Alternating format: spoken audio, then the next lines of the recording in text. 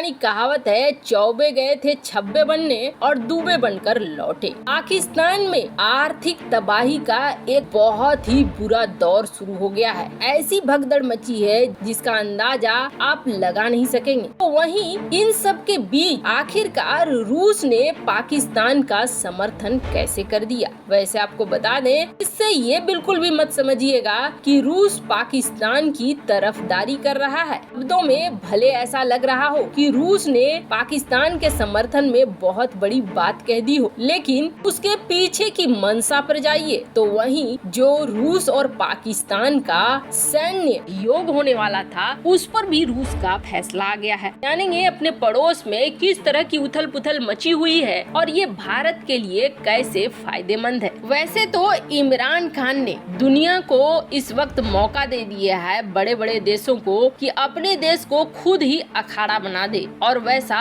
हो भी रहा है। वैसे आपको बता दें, पाकिस्तान के जो विदेश मंत्री हैं शाह महमूद कुरैशी, वो हर चीज के लिए भारत को ही दोष देते हैं। अब इस चीज के लिए भी भारत को दोष दे रहे हैं कि भारत चाहता है पाकिस्तान में नरम रुख वाला सरकार हो, कोई ऐसा सरकार ना हो जो अपने हितों की रक्षा करे, जिसकी अपनी स्वतंत्र विदेश नीति हो। फिर से उन्होंने यही कहा कि कश्मीर के खिलाफ बचकानी हरकत करता है भारत। वैसे पाकिस्तान के सारे बड़े नेताओं की ये आदत रही है किसी न किसी मामले में भारत को ही दोष देना है, और इस बार इमरान खान को दुनिया के बड़े देशों का साथ चाहिए। कुरैशी बेहद खुश है। कुरैशी ने ये कहा कि पाकिस्तान में इमरान खान को समर्थन मिला है रूस के द्वारा, चीन के द्वारा और तुर्की के द्वारा। मामला कहाँ से शुरू हुआ है? मामला शुरू हुआ है कि इमरान खान ने ये कह दिया कि मुझे हटाने के लिए विदेशी ताकतों का इस्तेमाल हो रहा है। इमरान खान का इशारा सीधे सीधे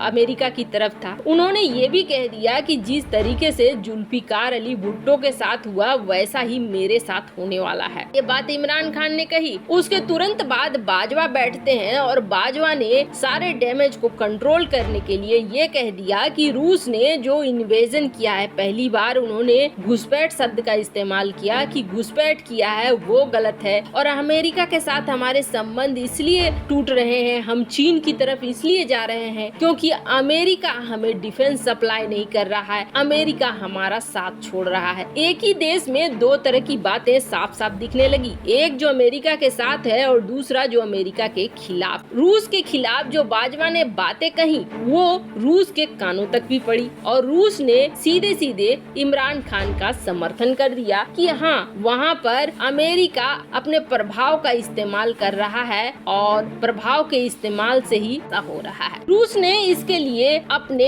क्रेमलिन का सहारा लिया। उसके प्रवक्ता ने इस बात को कहा कि अमेरिका अस्थिर करना चाहता है, पाकिस्तान के आंतरिक मामले में दखल दे रहा है, जो बहुत गलत। अब इसका मतलब ये नहीं है कि पाकिस्तान और रूस में बहुत अच्छी वाली दोस्ती हो गई, बल्कि इसका मतलब ये है कि रूस ने इस मामले को हाथों हाथ ले लिया है और अमेरिका और पाकिस्तान को आमने सामने कर दिया है। यानी पाकिस्तान के रिश्ते को और भी ज्यादा खराब हो अमेरिका से, इसके लिए आगे बढ़ा दिया है। क्योंकि आपको बता दें, एक तरफ जहां इमरान खान का समर्थन किया है रूस ने, तो वहीं दूसरी तरफ जो सैन्य अभ्यास होने वाले थे पाकिस्तान और रूस के बीच, उसे कथित तौर पर अभी हॉल्ट में डाल दिया गया है। यानी ये युद्धाभ्यास अभी आगे होंगे या नहीं होंगे, ये तय होना बाकी है। वैसे आपको बता दें, इस वक्त युद्ध चल रहा है या जो भी स्पेशल ऑपरेशन कहे वो चल रहा है। इस वजह से भी हो सकता है रूस युद्धाभ्यास न करे, पर फिलहाल इस चीज के लिए कयास लगाए जा रहे हैं कि रूस भी ऐसा नहीं है कि बाजवा के इतना कह देने पर शांत हो जाएगा, कुछ न कुछ एक्शन तो लेगा ही। लेकिन इस वक्त पाकिस्तान अखाड़ा जरूर बन गया है अमेरिका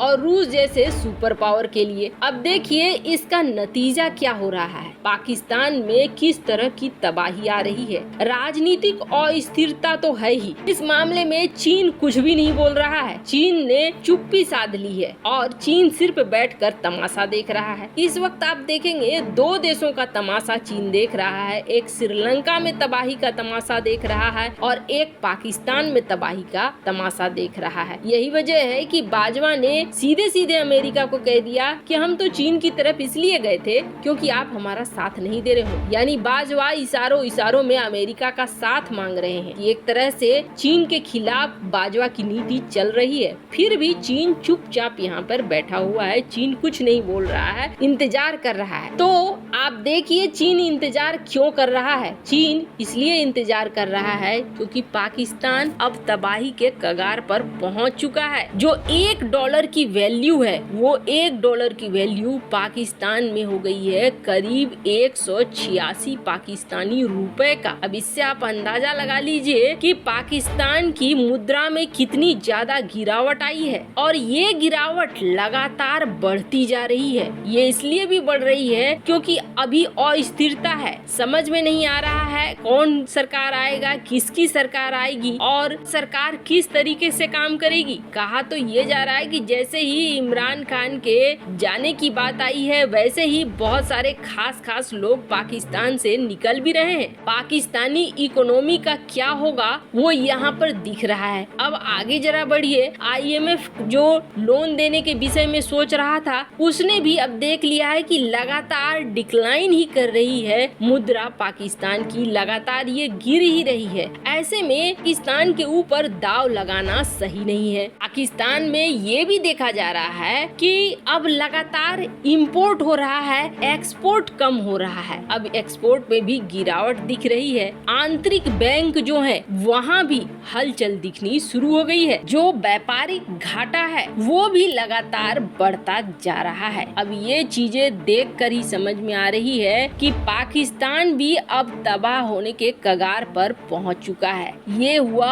आर्थिक तबाही जो पाकिस्तान की शुरू हुई है। इसके अलावे आप देखेंगे पाकिस्तान में अंदरूनी समस्याएं भी बहुत ज्यादा शुरू हो गई है। डूरंड लाइन की समस्या हो या फिर पाकिस्तान में जो ये हालात बन रहे हैं, ये बिल्कुल भी अच्छी निशानी नहीं है। अब ऐसा लगता है जैसे पाकिस्तान वापस से जगह पे आ पाएगा, ये दिख तो नहीं रहा है। हाँ, ये जरूर दिख रहा है कि शायद हो सकता है एक बार फिर सैन्य शासन आ जाए, क्योंकि जिस तरीके से बाजवा के बोल दिख रहे हैं, वो बोल यही बता रहे हैं कि आने वाले समय में हो सकता है अगर एक सरकार का गठन नहीं हो पाता है तो फिर बाजवा अपने हाथ में शासन ले सकते हैं। से आपको बता दें, ये कहीं न कहीं कश्मीर के लिए फायदेमंद है, इसलिए क्योंकि भारत अब खुलकर यहाँ पर विकास कर पाएगा। पाकिस्तान अपनी ही समस्याओं में घिरा हुआ है। ऐसे में पाकिस्तान भारत के खिलाफ कोई षड्यंत्र नहीं रच पाएगा, और अगर षड्यंत्र रचता है तो उसका जवाब भारत बखूबी दे पाएगा कि खुद ही इनके अपने देश में उथल पुथल मची हुई है। तो ऐसे में ये पहले अपना देश संभालेंगे, बाद में कुछ और करेंगे। ऐसे आपको क्या लगता है, भारत के लिए जो भी ये रणनीतिक स्टेज बन रहा है वो सही है या नहीं? कमेंट कर अपनी राय जरूर बताएं। जल्द मिलते हैं अगले वीडियो में नई खबर के साथ।